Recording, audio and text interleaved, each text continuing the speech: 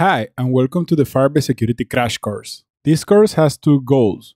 One, for you to have a general understanding of how to secure your Firebase application and to make sure that you're locking down every feature to only the people that should have access to it.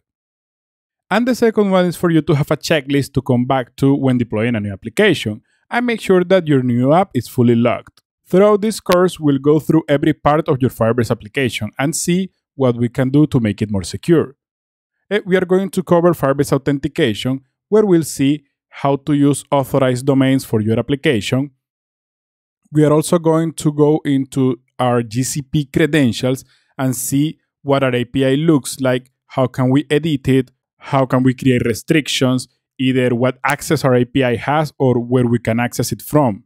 We'll also go through the Firebase Database, where we will check our Firebase security rules and see how to create functions in our rules, how our rules works, what we need to take into consideration there, and so on. We'll cover a little bit about data structure and the difference between thinking about security before you start coding and thinking about security after your application is ready and you cannot modify your database structure.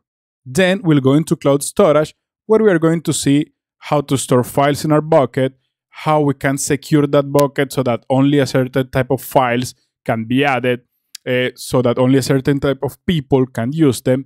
We're also going to see how to create signed URLs so that you can create temporal URLs for your information and so on.